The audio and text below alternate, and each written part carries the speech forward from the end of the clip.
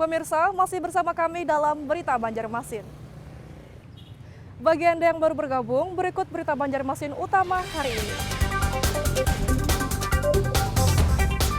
Ribuan ton barang bukti barbuk batu bara hasil pertambangan tanpa izin atau peti yang telah diberi garis polisi lenyap diduga dicuri penambang liar.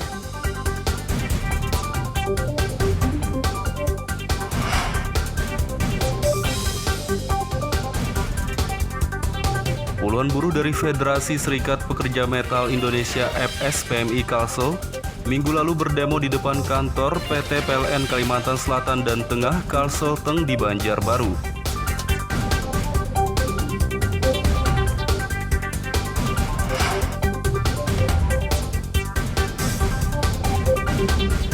Selama 4 bulan gaji puluhan honorer tenaga kesehatan Nakes Dinas Kesehatan Banjarmasin belum dibayar oleh pemerintah setempat.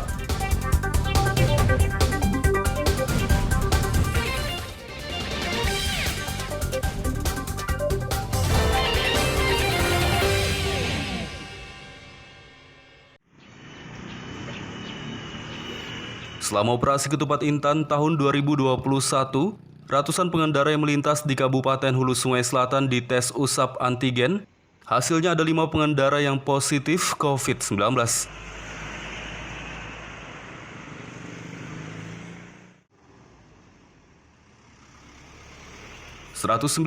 pengendara dari berbagai daerah yang melintas di Kabupaten Hulu Sungai Selatan dites usap antigen di 3 pos penjagaan saat pelaksanaan operasi Ketupat Intan tahun 2021 lalu. Dari ratusan pengendara tersebut, petugas mendapati 5 orang yang hasil tes usap antigennya menunjukkan terkonfirmasi COVID-19. Kelima orang tersebut pun langsung dikarantina di tempat yang sudah disediakan oleh pemerintah setempat, yakni bekas Rumah Sakit Hasan Basri Kandangan. Hasilnya positif, kita melakukan karantina di daerah X Rumah Sakit Hasan Basri dengan biaya sendiri. Jadi kita hanya menyiapkan tempat dan para pemudik yang positif, biaya makan semua ditanggung oleh para pemudik. Itu yang positif dari luar daerah sendiri atau gimana, Dan? Nah, untuk yang positif 5 orang ini dari luar daerah Hulu Sungai Selatan. Selain melakukan tes usap antigen, dari data operasi Ketupat Intan beberapa waktu lalu, sebanyak 68 pengendara diminta Polres Kabupaten Hulu Sungai Selatan untuk putar arah karena diduga hendak mudik lebaran.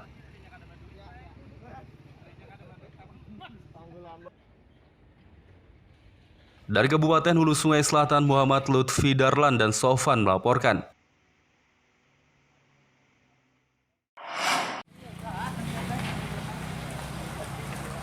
Dari 195 desa yang tersebar di 17 kecamatan Kabupaten Barito Kuala Batola, 163 diantaranya melaksanakan pemilihan kepala desa atau pilkades sejak minggu lalu.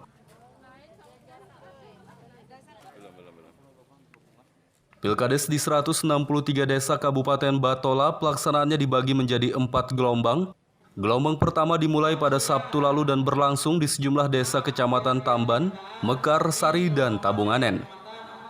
Sementara gelombang kedua akan dilaksanakan pada tanggal 25 Mei mendatang, gelombang ketiga 29 Mei dan gelombang keempat tanggal 2 Juni 2021 nanti. Pilkades kali ini dilaksanakan dengan cara pemungutan suara elektronik atau e-voting dan konvensional atau pencoblosan. Dari 163 desa, 42 desa diantaranya menggunakan e-voting, sementara 121 desa lainnya menggunakan sistem pencoblosan, namun tetap menerapkan protokol kesehatan. Bupati Kabupaten Batola Nurmiliani berharap pelaksanaan pilkades serentak di 163 desa sekabupaten Batola bisa berjalan lancar dan aman.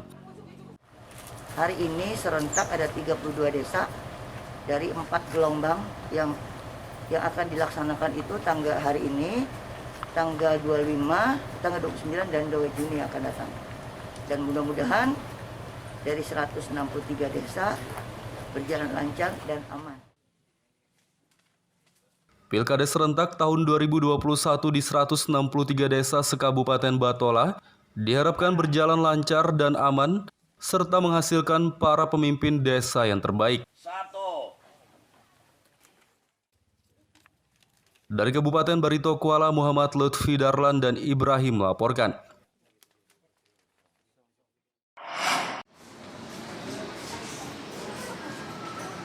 Menjelang pemungutan suara ulang PSU pemilihan Gubernur Pilgub Kalimantan Selatan, aparatur sipil negara ASN Kota Banjarmasin diimbau harus netral.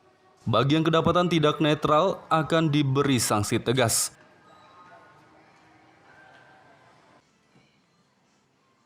Menjelang PSU Pilgub Kalsel yang akan dilaksanakan pada 9 Juni mendatang, suhu politik di Kota Banjarmasin mulai meningkat, khususnya di beberapa wilayah yang akan melaksanakannya. Pelaksana harian PLH Sekda Kota Banjarmasin Muhyar mengimbau agar semua ASN di wilayah yang melaksanakan PSU harus bersikap netral. Ia juga menegaskan tak segan-segan untuk memberi sanksi tegas kepada ASN yang kedapatan tidak netral dalam pelaksanaan PSU. Ini kan juga sanksinya kan berhubungan kalau misalnya mereka merasa bahwa ada yang melanggar. Kita kan ada aturan dari 753, kemudian juga kan itu kan akan disampaikan ke Bawaslu juga akan memproses ya. Dan apapun hasil yang diputuskan oleh Bawaslu itu kan final. Jadi tidak ada misalnya kalau mereka dianggap bersalah, berhentilah. Kalau misalnya dengan sanksi apa itu tidak ada istilah banding final untuk keputusan itu. Dan kami mengimbau supaya ini karena sudah ada edaran, ada aturan yang melarang ASN untuk tidak netral, maka kami harapkan semua ASN supaya netral. Sementara Komisioner Bawaslu RI Moh Afifuddin mengatakan, ada beberapa hal krusial yang kerap ditemui menjelang pelaksanaan pilkada, seperti politik uang, hoaks, sara, dan netralitas ASN. Identifikasi kerawanan kita, politik uang dengan beragam modus operandinya, kemudian kedua politisasi sara dan juga berita hoax itu yang biasanya berkelindan itu, kemudian yang ketiga adalah netralitas ASN, dan ini dalam proses 9 Desember kemarin menjadi temuan yang paling masif, terutama netralitas ASN. Nah, tentu karena ini PSU, concern kita hanya di daerah-daerah yang PSU. Jajaran kita akan fokus mendampingi teman-teman di daerah yang PSU tersebut di 3 kabupaten. Diharapkan pelaksanaan PSU Pilgub Kalsel pada 9 Juni mendatang berjalan lancar dan aman, serta bebas dari politik uang, hoaks, sara, dan tidak netralnya ASN.